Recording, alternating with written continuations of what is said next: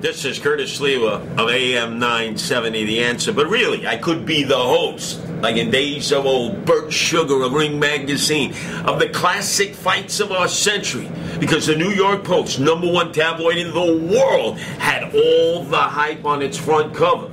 And let me tell you, there aren't many of these copies left. So, we were looking forward to a Mitt Romney stiff patrician, just not all that well coordinated, against Barack Obama, who was going to be like Muhammad Ali, except in this case it would be Barack.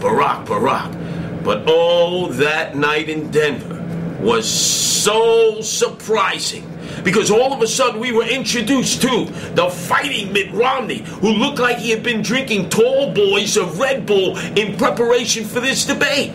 And then all of a sudden, smooth with glide in his stride, coming into the ring was Barack Obama, the president, but he was sort of like a dollar short and a day late. Maybe it was altitude readjustment, as Al Gore said. But anyway, couldn't wait for the fight to begin. I'm looking forward not only to debate number 2 and number 3 after the first fight, but obviously to giving you analysis of what I saw take place. First off, we had Barack Obama talking about, hey, Romney, you said you were going to get a $5 trillion tax cut.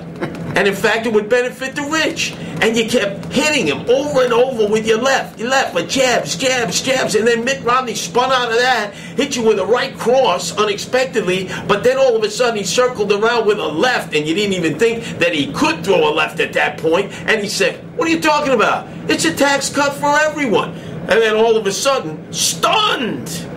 Then I noticed that Barack Obama suddenly said, and guess what? Hey, I'm hitting you hard now. My Obamacare, and I like being it called Obamacare, is based on Romneycare. And then all of a sudden, spinning around, and Mitt Romney again throwing a left hook, showing a liberal tendency, saying, oh, that's right, in my new Romneycare to replace Barack Obamacare, pre-existing conditions would be covered. Boom. Stunned silence as all of a sudden Jim Lair, the Arthur McCanny of our lifetime in the center of the ring, was missing in action. Then, all of a sudden, Obama has a secret plan to bail out the economy. That's right. He was hitting, punching, mentioned a little bit about Wall Street, mentioned a little bit about GM and the bailout of Chrysler, but really didn't come up with any specifics. When all of a sudden Romney, hey, look, you're just like one of my 5 sons. You lie. Father knows best, right? Who's your daddy, Barack? Who's your daddy? And now he was coming at him with all that conservative Tea Party evangelical firepower, and the president was swooning at that point. And then all of a sudden, Barack Obama said, wait a second, I got to go back to the attack.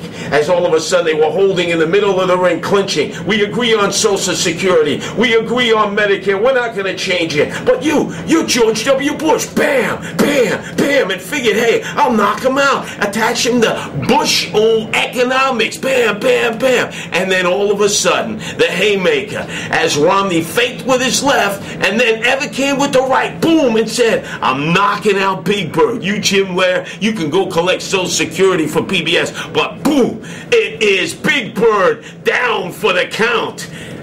And man, let me just tell you, Mitt Romney, the fighting Mormon, from Utah, where he's a conservative, Michigan, where he's a moderate, and Massachusetts, which he mentioned 19 times more than ever before, where he was the governor and a very liberal one to boot, totally crushed Barack Obama. I can't wait for bout number 2. Dateline Hofstra on the 16th, and I have a feeling after the smelling salts are applied to Barack Obama, he'll be at it, dancing and prancing, styling and profiling, like Ali versus Smoking Joe Frazier, the Thriller in Manila. I have a feeling who Mitt Romney's next opponent will be. That's right, the New York Post says it all, Big Bird. That's right, battle number 2.